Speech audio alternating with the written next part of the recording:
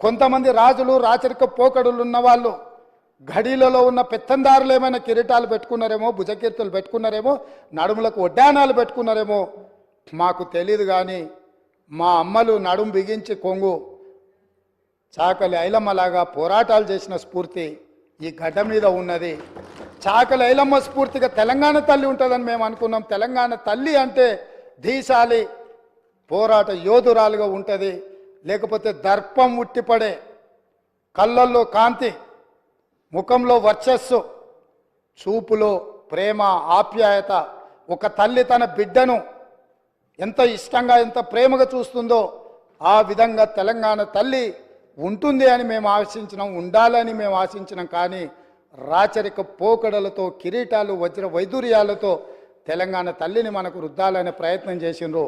అందుకే కవులు కళాకారులకు నిలయమైన ఈ తెలంగాణ రాష్ట్రంలో కవుల కళాకారుల నుంచి సూచన తీసుకొని మన అమ్మలాగా మన తెలంగాణ తల్లి ఉండాలి, ఆ తెలంగాణ దర్పం ఉట్టిపడే విధంగా తెలంగాణ తల్లి ఉండాలని మంత్రివర్గం నిర్ణయం తీసుకుంటే కనీసం తెలంగాణ తల్లి విషయంలోనైనా రాజకీయ విభేదాలను ఆలోచనలను పక్కన పెట్టి ప్రతిపక్షం కలిసి వస్తుందేమో అని మేము చూసినాం అధ్యక్ష. కానీ మాకు నిరాశనే మిగిలింది అధ్యక్ష.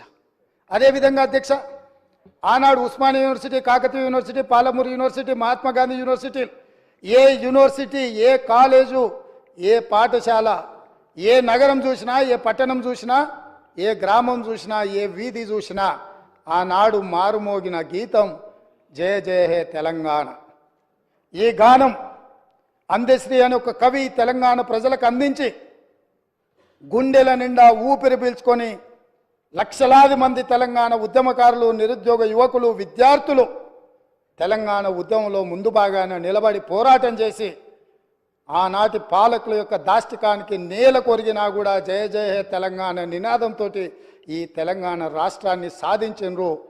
ఈ రాష్ట్రాన్ని సాధించిన జయ జయ హే తెలంగాణ గీతం ఈ తెలంగాణ రాష్ట్రీయ గీతంగా మారుతుంది అని చెప్పి 4 కోట్ల తెలంగాణ ప్రజలు భావించిండ్రు, ఆశించిండ్రు, ఆకాంక్షించిండ్రు.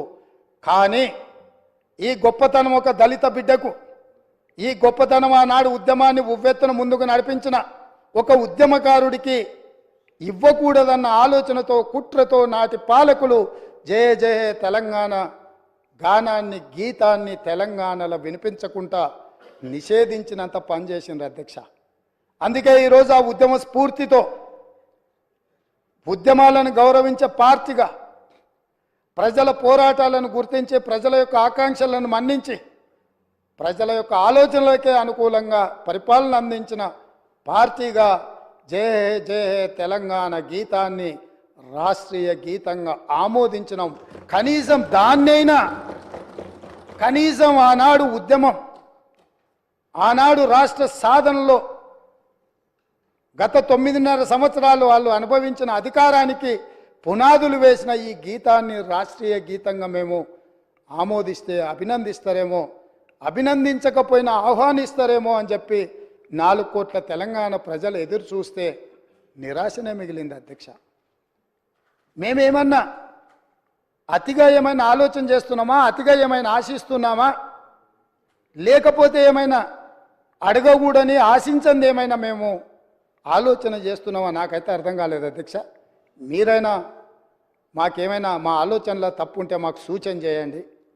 ఇన్ని గొప్ప నిర్ణయాలు తీసుకున్న ఈ ప్రభుత్వాన్ని అభినందించడానికి ప్రతిపక్ష నాయకుడిగా వారక్కడ కూర్చొని ఈ ప్రభుత్వం ఇగో ఈ మంచి చేసింది, ఈ మంచిని మేము ఆహ్వానిస్తున్నాం, ఈ మంచి జరగాల్సిందే, ఇగో ఈ పరిపాలనలో మీరు తీసుకున్న నిర్ణయాలలో ఈ లోపాలు ఉన్నాయి, ఈ లోపాలను మీరు మార్చుకోండి, ప్రజలకు మంచి పాలనను ఇవ్వండి అని ప్రధాన ప్రతిపక్ష నాయకుడు అక్కడ కూర్చొని సూచన చేసినుంటే వారి గౌరవం పెరిగేదే తప్ప వారి గౌరవం తగ్గదు అధ్యక్ష.